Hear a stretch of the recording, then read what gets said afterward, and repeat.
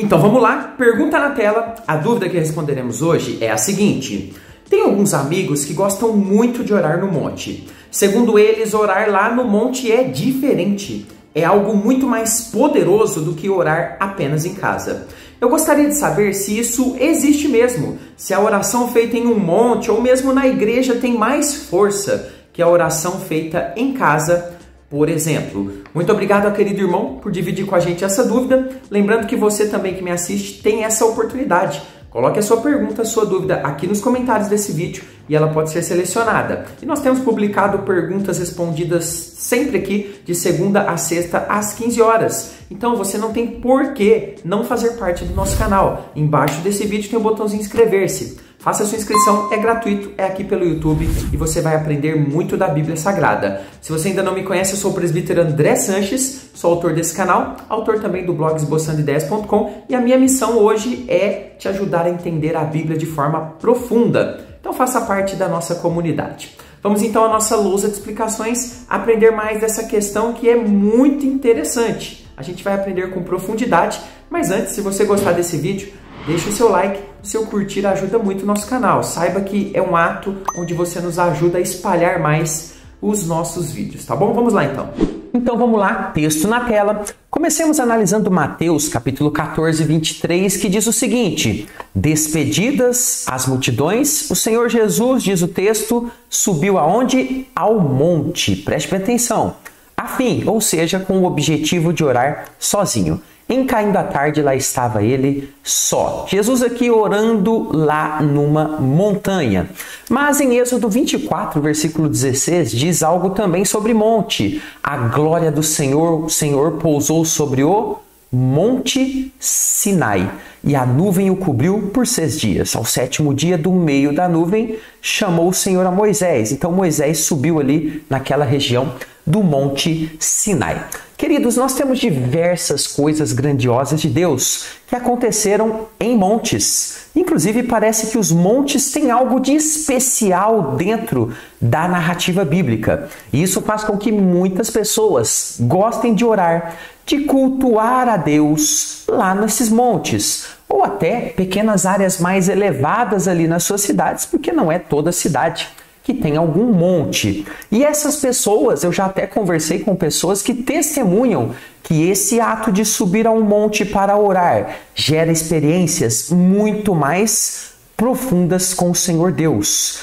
Experiências essas que não acontecem em outros lugares, mas somente ali nos montes é que essas pessoas vivem essas coisas. Mas será que tudo isso tem algum respaldo bíblico? Será que a oração no monte realmente é diferenciada? Será que Deus vê esse esforço de subir no monte como algo especial? Nós vamos responder tudo isso. Veja todas as partes do estudo para que você tenha então uma compreensão profunda desse tema. Eu quero começar analisando junto com você o que a Bíblia diz, né? Como que a Bíblia analisa para a gente orações em montes? Quando que elas aparecem ali dentro da palavra de Deus? Antes de te explicar isso, não posso deixar de dar o meu recado. Nosso curso Conheça a Sua Bíblia de Capa a Capa, vagas abertas. Olha só, chegou a sua hora. Eu quero te desafiar a entrar e fazer um mês desse curso e ver se não vai haver uma transformação na forma como você estuda a Bíblia. Se você quer ver mais detalhes de tudo como funciona esse curso de estudo bíblico e projeto missionário juntos, abra aqui a área de comentários clicando, ela está abaixo do vídeo.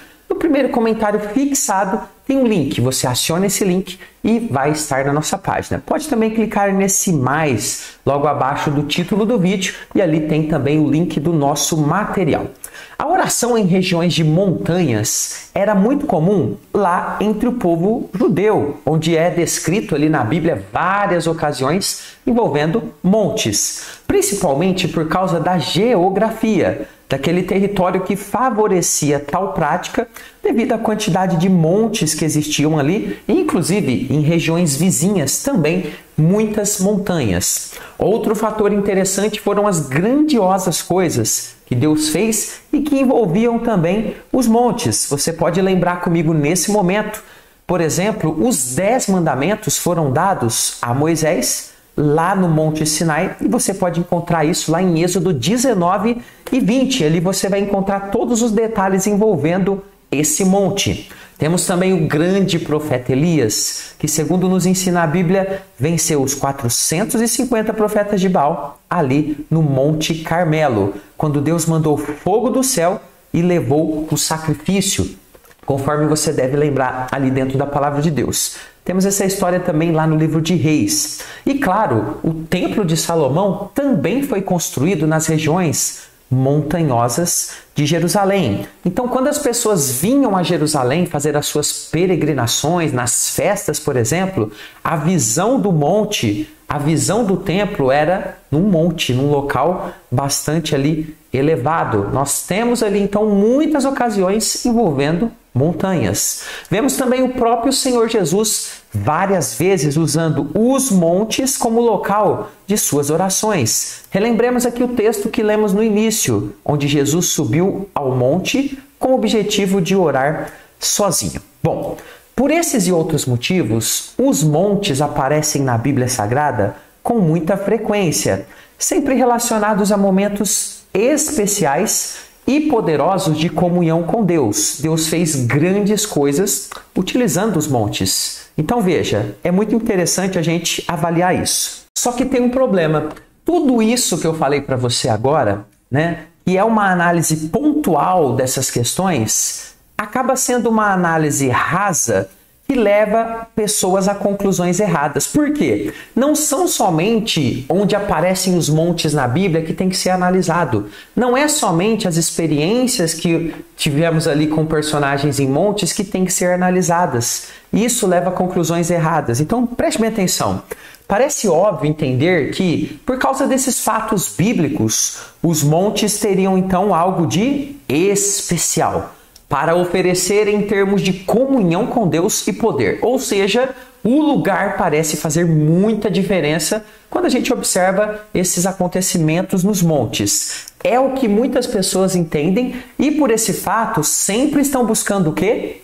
Esses lugares. Veja, se eu sei que tem um lugar que é mais especial que outro, eu quero orar nesse lugar para que a minha oração seja atendida, para que eu tenha uma experiência com Deus. E as pessoas então vão à caça de lugares para orar, tentando alcançar um poder maior em suas orações. Inclusive, eu já vi, você deve ter visto também, muitos pastores na internet ou até mesmo ao vivo, na TV também, coletando nomes de pessoas para quê? Olha, vou levar no monte para orar, porque aí sim vai dar certo. O pedido vai ser atendido pelo Senhor. Então as pessoas então levam nomes a fim de interceder, prometendo mais poder. E as pessoas então ficam maravilhadas. Poxa, vou dar meu nome lá, vou dar o que o pastor está pedindo, porque lá a oração desse pastor, nesse lugar, é mais poderosa do que a minha aqui no meu quarto, na presença de Deus. E é nesse tipo de pensamento, é nesse tipo de conclusão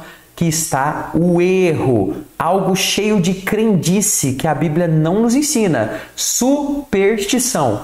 Não é o que a Bíblia ensina pra gente, eu vou te mostrar isso. A Bíblia não aponta que lugares concedam mais poder à oração, e nem mesmo que pessoas possam ter mais poder para orar do que outras. Isso não está dentro da Bíblia Sagrada. Obviamente que pessoas com mais comunhão, obviamente elas têm mais comunhão com Deus. Agora, não é esse o ponto que a gente deve focar. Não há nada na Bíblia que diga que no meu quarto a oração é mais fraca do que em um monte. Ou que se eu orar na igreja, a minha oração será atendida, mas se eu orar na sala da minha casa, aí não será atendida. Olha só, interessante notar que quando Jesus orientou seus discípulos a respeito da oração, ele utilizou o quê? A figura do quarto como um exemplo de um bom lugar para orar. Observe em Mateus 6,6 que diz o seguinte: tu, porém, quando orares, entra no teu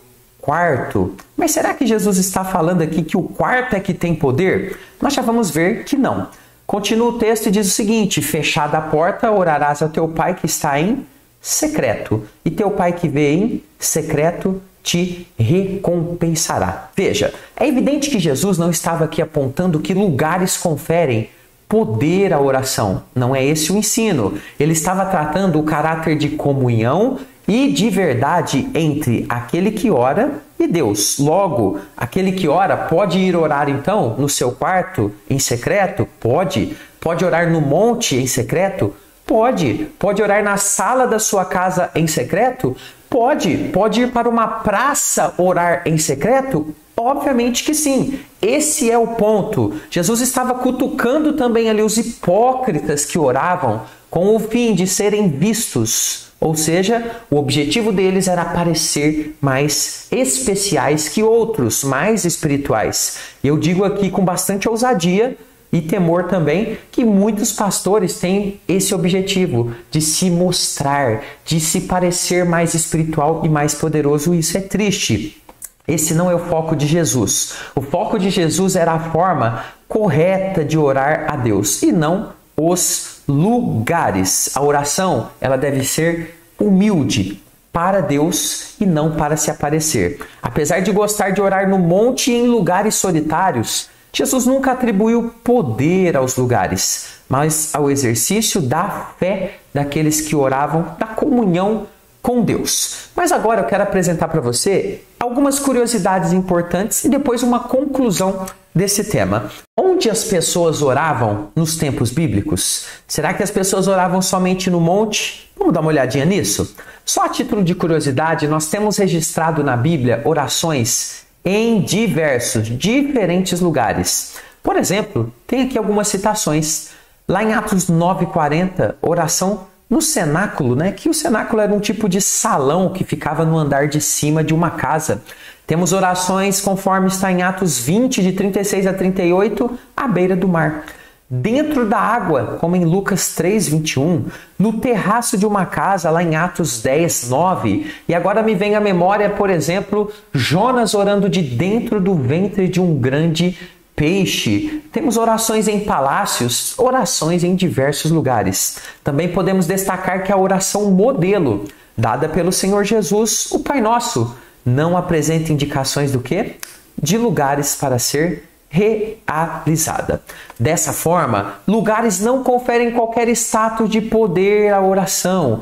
É óbvio que lugares proporcionam experiências melhores, e aqui eu tenho que concordar que um monte ele vai proporcionar um local muito gostoso para orar.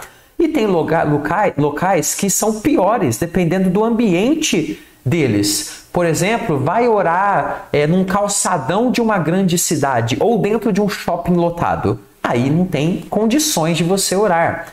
Então, por exemplo, andar de carro é muito melhor em um autódromo preparado para andar de carro do que numa estrada esburacada. Assim, os montes e outros lugares cercados pela natureza, por exemplo, proporcionam uma atmosfera de paz, de tranquilidade que vai favorecer a nossa comunhão com Deus e, obviamente, o nosso foco. E isso é gostoso demais. Se você tem um monte, vai orar sim no monte, não tem problema nenhum. Mas não ache que ali é mais poderoso.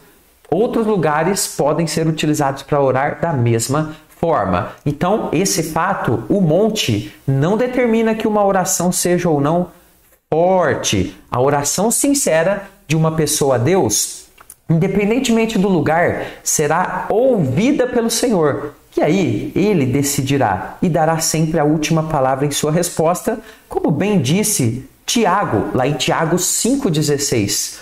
Muito pode, por sua eficácia, a súplica do justo. E observe que ele não insere aqui no monte, ou na igreja, no templo. É a oração, é a sua busca, é a sua comunhão com o Senhor, é a sua humildade diante de Deus. É isso que tem realmente valor para o nosso Senhor. E falando de oração, quero deixar mais um vídeo para você entender mais desse assunto. Você sabe quais são os 3 inimigos da oração? Tem que saber, são inimigos poderosos que estão atrapalhando a sua vida de oração. Saiba quais são eles agora e vença-os. É só clicar nesse vídeo e assistir mais esse conteúdo. Te espero nele. Vou ficando por aqui. Até a próxima. Fica com Jesus.